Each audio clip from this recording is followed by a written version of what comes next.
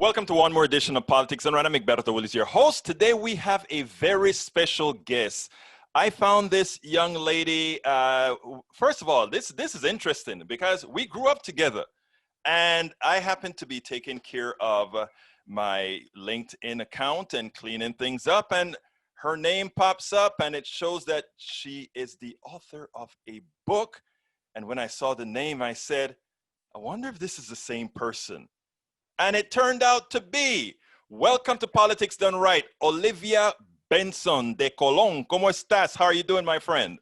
I am very well. Thank you very much for having me. I really, really appreciate it. Absolutely so. And you know, are you going to age sometime? Let me just ask that question. I have no intention of aging. How about that? You have no, that is fine. No intention. Okay. Anyhow, folks, we back in the old days, I think I remember us singing in a group called the Gospel Messengers. We did.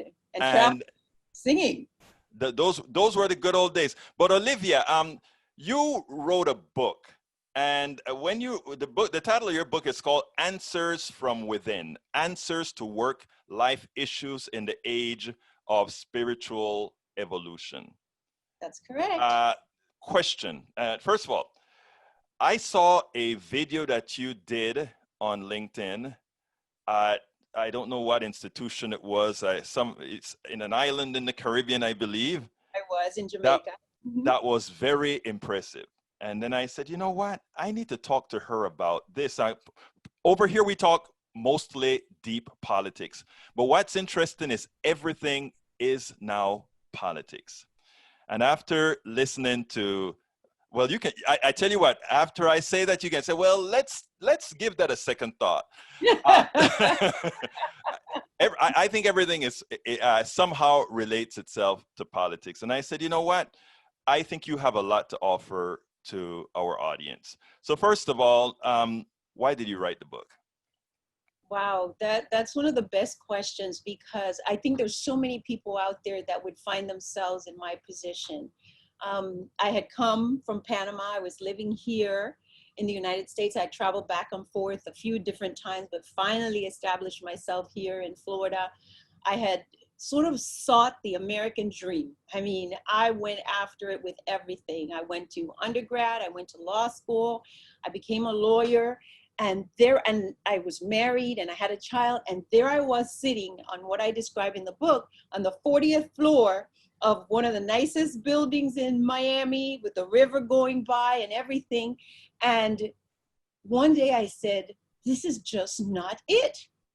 It's not happening. Everything that I had thought was it was not it. And it was also amazing because I could see the partners, the people who were ahead of me. And I was like, wait a second. So this means that I could do this for 20 years and I would be them. And what I was seeing as them was not what I wanted for me. In addition, and I'm sure there are a lot of women that can relate to this, I had a child and I did not see that child often.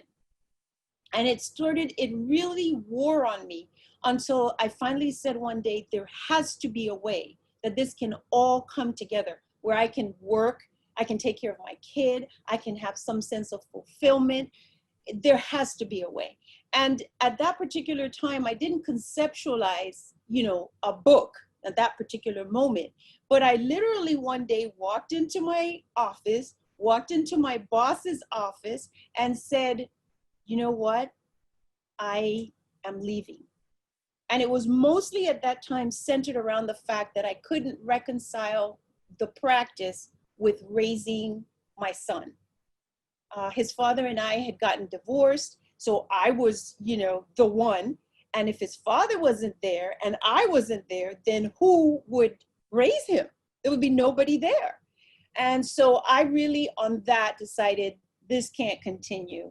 And I literally went home. I cashed in my 401k. I stayed home with him for, really from that point forward. But in my mind at that particular time, it was just like I needed to spend some time with him. He needed me to be present. And I did that. And, things worked out. I got work. I was able to start working from home. Something I think I said to you, I didn't even have the idea that that was what I was going to be, doing. But eventually it unfolded, and there I was. And that's when the idea came to me that I needed to kind of analyze myself and put it together. And particularly at that time, it was about women. Because as a young woman, I was saying, I can't be the only person going through this. There have to be tons and tons of women saying this doesn't make any sense. And it's a very interesting thing, because there's a lot of disparity and in the whole situation, because many women, for example, with the practice of law, which I'm familiar with, go to law school and so on and so on. Many of them do not get up into the higher levels of firms and so on, precisely because of this issue. And it becomes a financial issue, because if you're my male counterpart and you go on, you're going to accumulate a certain level of wealth and benefits and so on. Meanwhile, I've had to step out because I have other duties.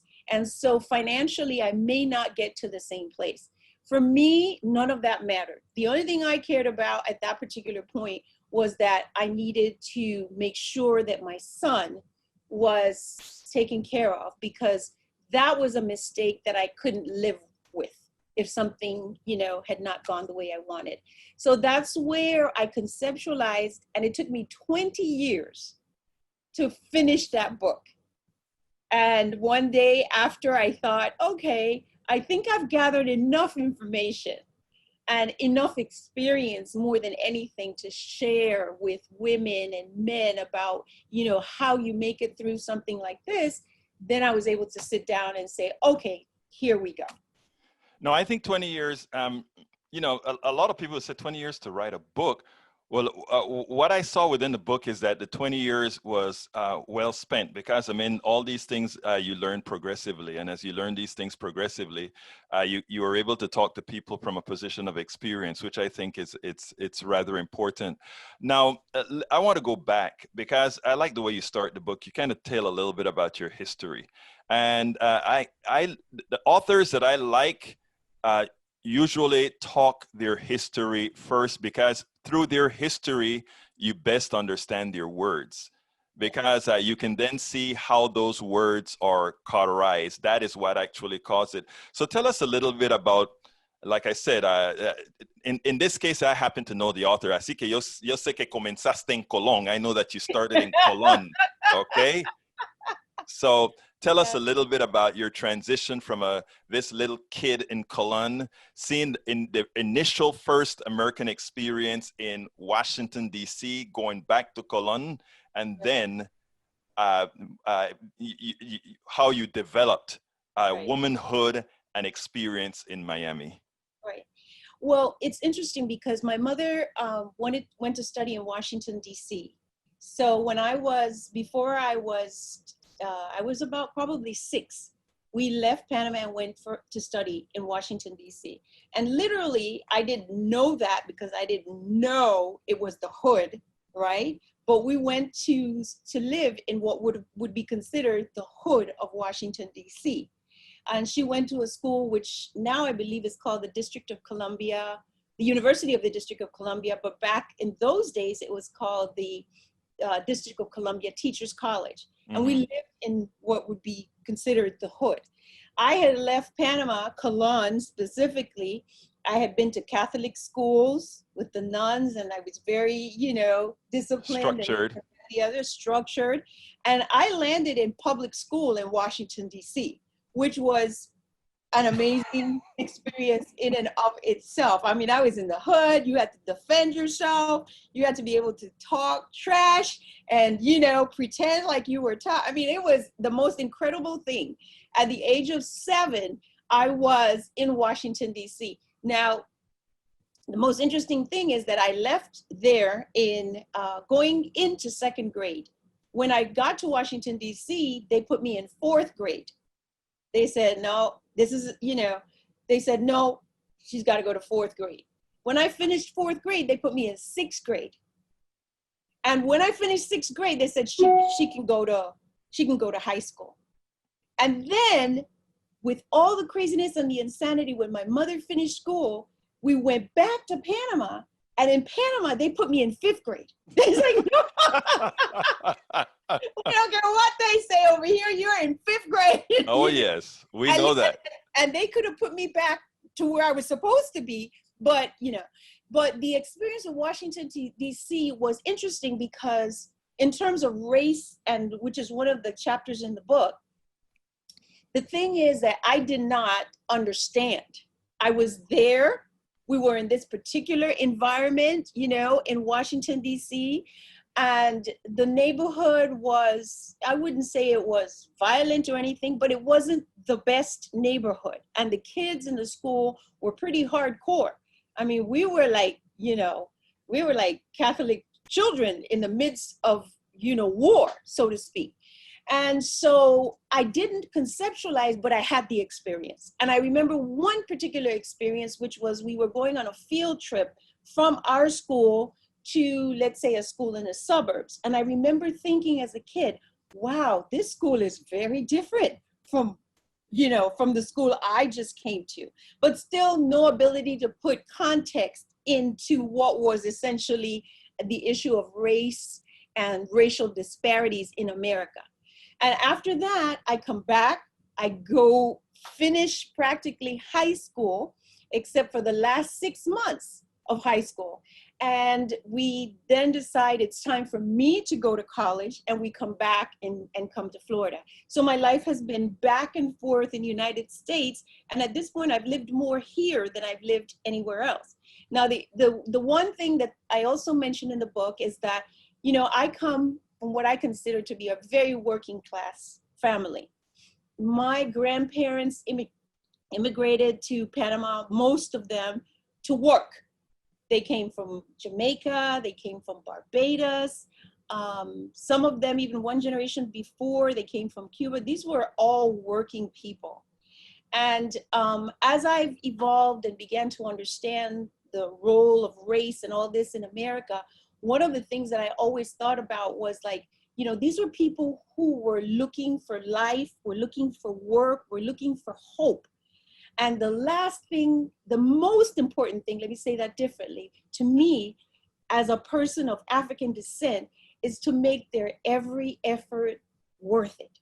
And that was something that was behind, and particularly with my maternal grandmother, she was born in Jamaica. She ran away from Jamaica because her father wanted her to marry someone that she did not want to marry. And she ran away and came to Panama as a 19-year-old by herself. And she worked like a Trojan. And to me, as I grew up, I wanted more than anything. And in the book, I call her Granny. In the book, I love that story, yeah. Yes, I wanted everything that she had fought for, because this is pretty liberated, because in those days, if your father said you're going to do this, you pretty much had to do it. And she decided she was going to do it and made the choice of a lifetime, because she never went back. She raised her kids. She suffered whatever she suffered and gave me an opportunity to do something bigger than what I might have been otherwise able to do. So, and in the book, I tell the story, I know maybe you've seen it, the story of the uniform. It's the story of the Catholic schoolgirl uniform. I had one, and I stained it in blue, and my grandmother stayed up the whole night and washed that uniform until the next day it was clean and dry. And I went to school like nothing happened. Now, when you have people who do those kinds of things for you, I think it's so important to make it, worthwhile. And I think us as people of African descent, we have a lot that we could be angry about. We have a lot that we could say, but above all, I think, my God, these people survived on a ship for however long, packed in feces and all kinds of stuff, and they made it just so you could be here, and then suffered all kinds of things to make sure that they were alive, and now you're here. How can you not wake up and make a difference. And so those were all the different things that I had going on in the back of my head, and the things that really, gave me impulse. Because then here I am, a generation that survived, and now I have a kid, right? And I have to say, well, what am I going to give him? What am I going to do to make sure he makes it? Because if I'm gone, he's got nothing. And so all of those different forces, my grandmother, or my granny, as we would say, Granny, and, all these people who made all these sacrifices behind. And then here I am in America, the land of opportunity. This is what everybody dreams about. And here I am. This is my moment to sort of really pull it together. And for me, it had gotten to the point where it wasn't just about making it on the level of economics, right? Because now listen, I went to law school, I'm working at a big firm, I'm making good money, and guess what now? That's not enough. What do you do with that? well, and that is one of the reasons I really like the book. You make money and you start to say, is this all? Because you kind of had the thought that money was everything, and then when you get the money, you realize, money is. I mean, I think a lot of us go through that transition. I mean, personally, that's why I became a political activist. Left my company. I mean, my own company, and said, you know what? There's more. I have a daughter in med school, and as soon as she was done with her undergrad, I say, it's high hat now. It's full time on something that really makes you happy, and that is making a difference for other people. And that's what I love with the inspiration that comes from your book. I want to tackle a little bit of it. I'm going to go away from some of these points, and because I think one of the things that hold people back a whole lot is ideology, the ideology that they were raised with, and that sort of issue. What impressed me with what you did is you were brave enough to say, you know what? I am going to do things my way as I learn a way that either works for me or a way that is better. Why don't you tell me something about your transition from the chains of what religion would have done to you, with what race would have done to you, and all these issues, and made yourself existentially outside of all those, and I'm going to frame those, that ball of chains, because that the chains is no longer here. Metal, it's no longer that. It's all the ideological baggage that you carry. Yes. Talk to me a little bit about how you got out of a hell of a lot of that. And notice I'm asking you that question differently than you would probably want it asked, but I want to get to the core of it because I don't want it sanitized.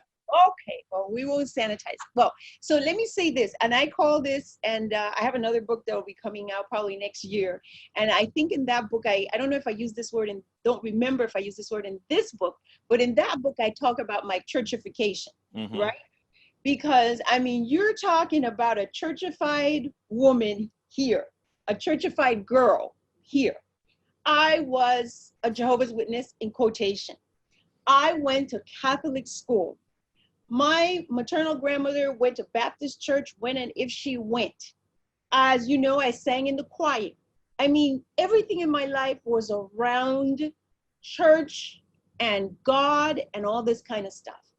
Now, there's an advantage to this, and I was talking to a friend of mine about this morning. I will tell you that being that way at that time probably saved my life. Being guided in this narrow path, so to speak. Narrow band, yeah. Off the streets without any question. Now, of course, there were lots of people who were in that same path, but it didn't keep them off the street. But it worked for me. It kept me off the path. And so now I have a philosophy that says, you know what? You never know what someone needs at a particular time. And some religious path will work for different people at different times. Now, the reason that I started to ask questions was because it wasn't working anymore. And that's usually what life gives you. While it's working, you can stay with it because it's working. But the minute you realize that something is not right, that this is not giving me the results that I need, that my life is still, I'm doing all these things and my life is still out of order, now it's time for you to start searching. And that's what I did, because it wasn't the money, it wasn't the education, it wasn't the prestige, it wasn't any of those things. And it had to come from a deeper place. And I wanted to understand from a deeper level. And I was willing, because I had had so many challenging experiences in my life that I was willing to go for the deeper stuff. Because sometimes life, you can make it. You can make it, and you could, have a few cars, and you can, make yourself feel good. But if you really want the whole thing from inside out, now you have to go deeper. And so that made me begin to look at my religious beliefs, my education, and what I really felt. I had a lot of intuitive notions, but I would not have dared to explore them in my old, paradigm, because it was this and it was that, and that was just the way it was, and nobody dare ask any questions. And so as I began on the path of exploration, I literally, and I tell people, I started going to every kind of religious organization to sort of see where I would find myself.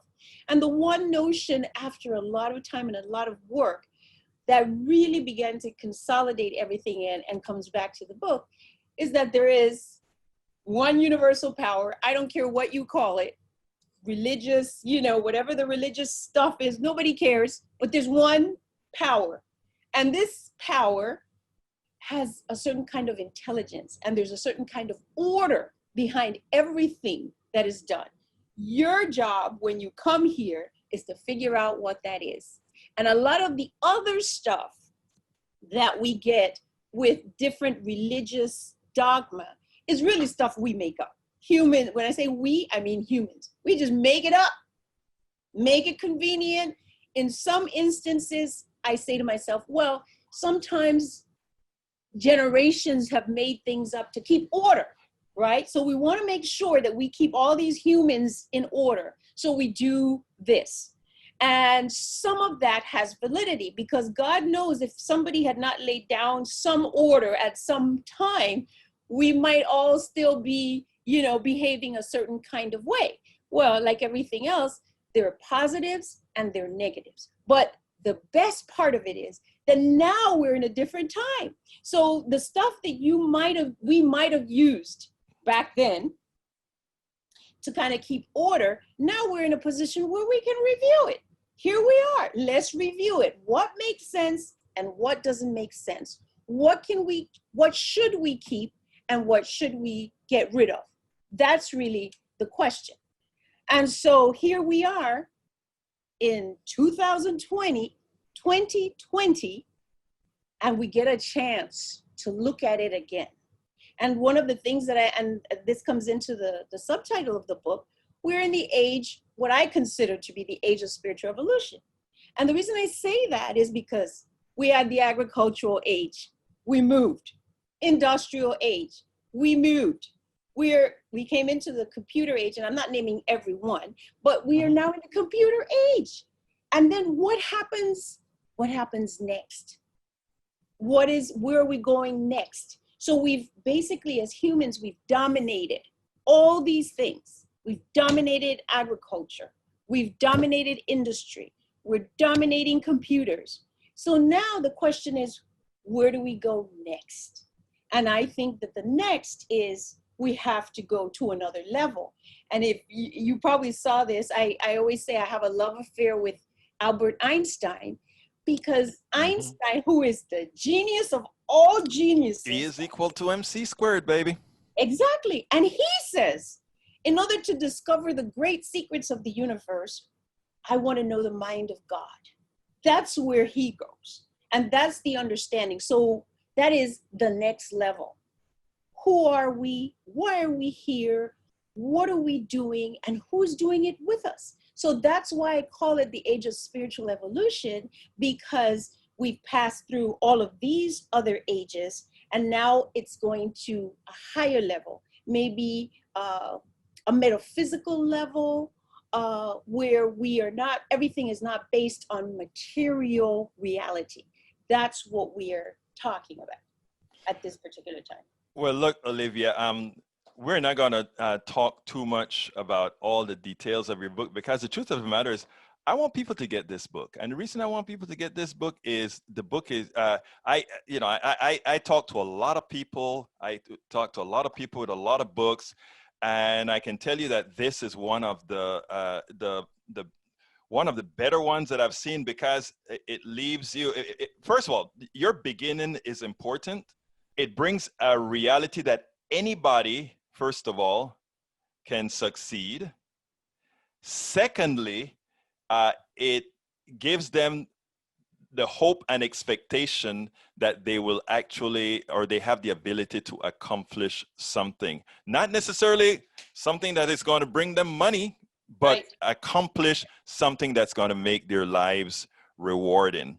Yes. So we don't have a lot of time left, but what I want to tackle are some of the today's events. Yes.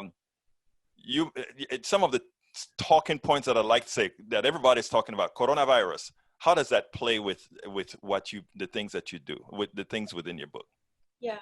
Well, you know, the interesting thing about coronavirus is that of how it affected, obviously, the economy, and right along with that, our jobs and our work.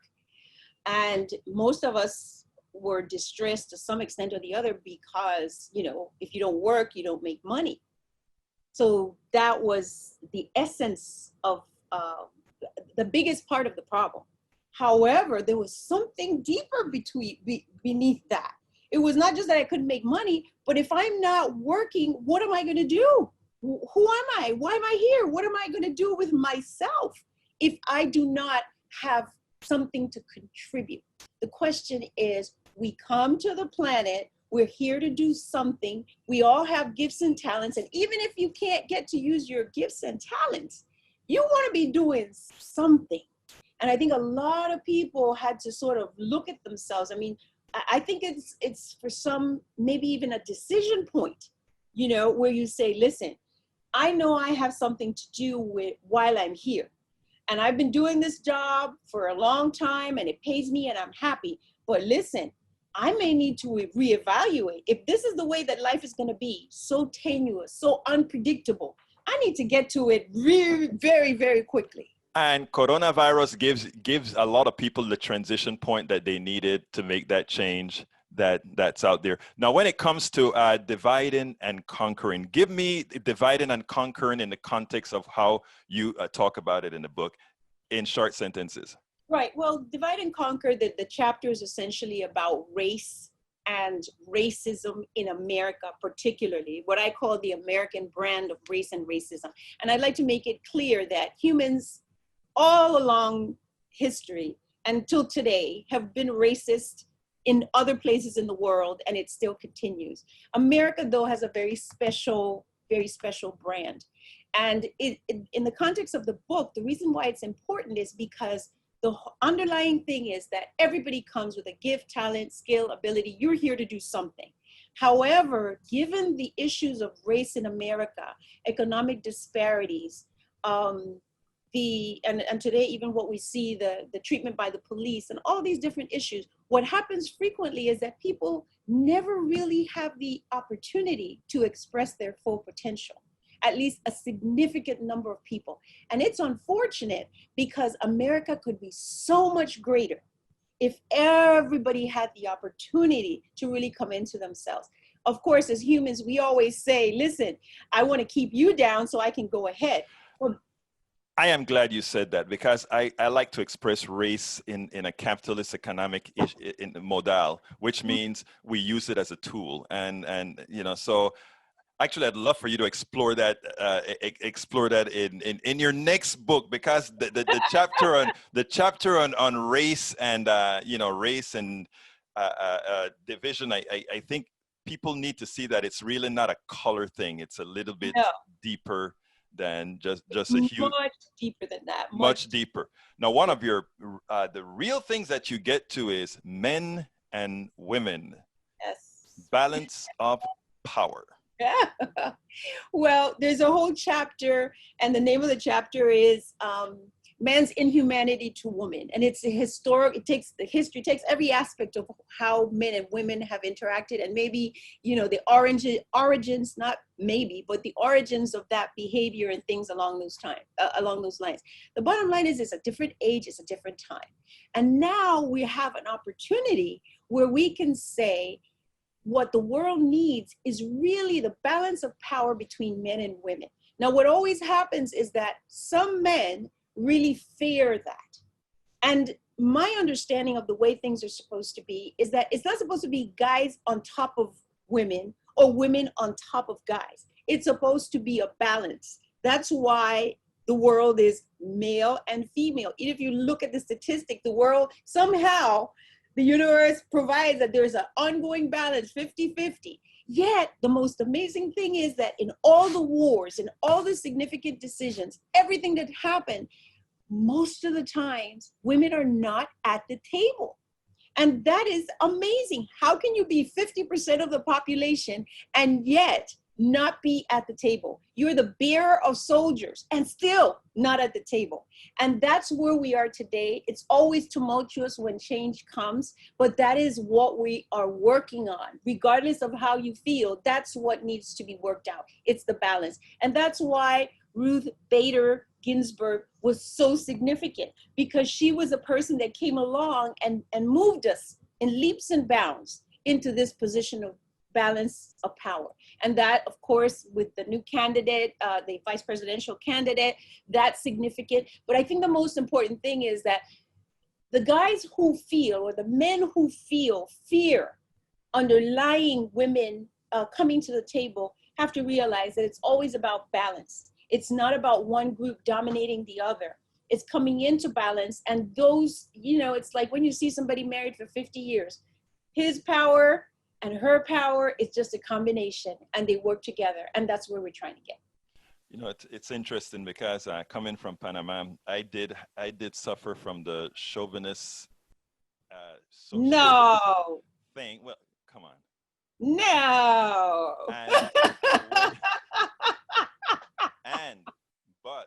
But it's amazing how liberating when you leave all those prejudices off. When I was and also homophobic, you know, Panama. So I mean, when I lost it all, when I lost the sexism, the homophobia, all these things, it actually became liberating. Yes. Because finally you could actually look at people for what they had upstairs. And you made a mention of something that I kind of want to sort of expand on, and that is, it's not for me, it's not even about 50-50. It's about who's got it. In other words, if Olivia Benson knows this stuff and Egberto Willis know nothing about it, why the hell? Because I have a penis, I should rule.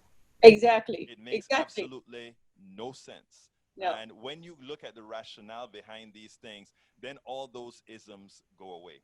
Right. Ms. Benson, I wanted to mention, let me just say this, especially because you're a guy and you have a daughter. And I sometimes don't understand how men having a daughter can still maintain those, you know, you have your daughter, you want her to be a doctor, you want her to succeed. How can you have limiting thoughts about what a woman can do? And that is actually so very true. I looked at my daughter one time, you know, she was in her Baptist church, and there are a lot of things that I used to tell my daughter to do. I would tell her, hey, ask that pastor, why is it because he has a penis, he can be the pastor and you cannot, because what? Right. I told her to ask the pastor, and just like I told her to ask her teacher, if Christopher Columbus discovered America, who are the people that were already here again? Yes, that's in the book. So those were, I was always politically active. So I mean, right. So that is the thing.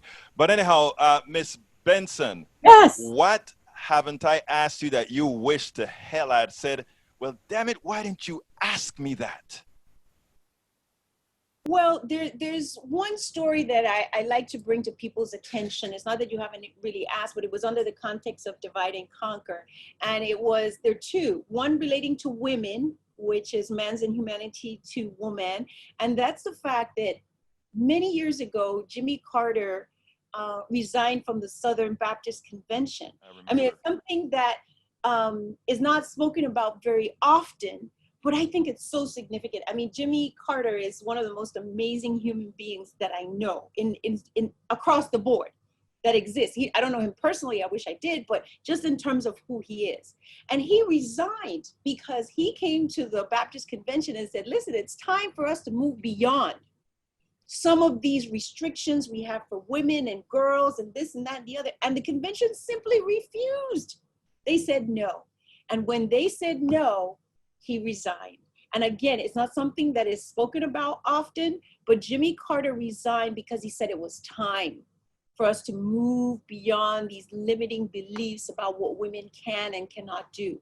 And I think, in fact, it is time for us to look differently. Nobody's going to lose anything if we advance our story, if we advance the understanding of the story so that we bring equality to the table. And along the lines of race in America, there's a story also that I tell in the book about Neil deGrasse Tyson. And I mean, we're talking about, I can't even tell you how many degrees very quickly, 3 or 4 degrees, astrophysics, this, he's a director. He went to my university, University of Texas, Austin. Amazing human being. And he's at this meeting and this guy asks a question about what's up. And literally the guy says, what's up with chicks and science, you know? Sort of in a disparaging way, as though to suggest that women really just don't come in with the genetics to have an interest or the ability to do science.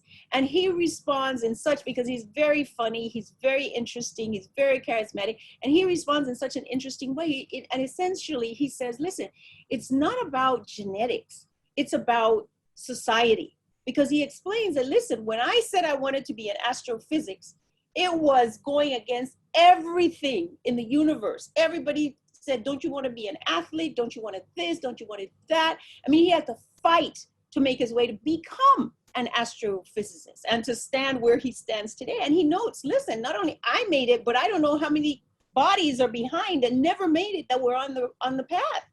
And he tells a story of him being in a store, walking out the door, walking with a white male at the same time, the alarm going off.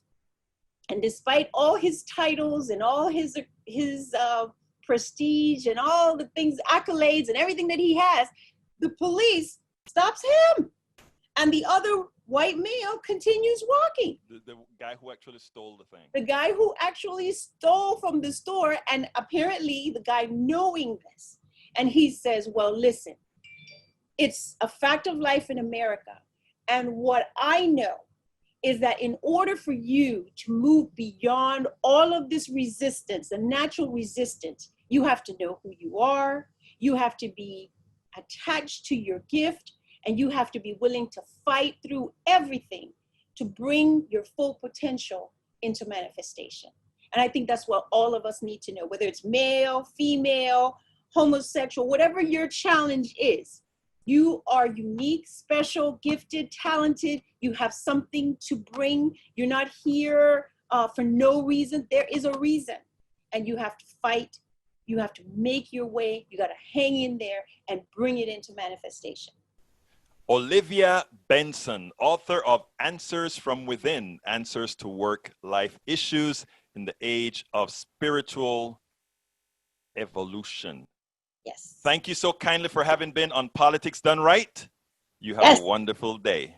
Thank you for having me. I really appreciate it.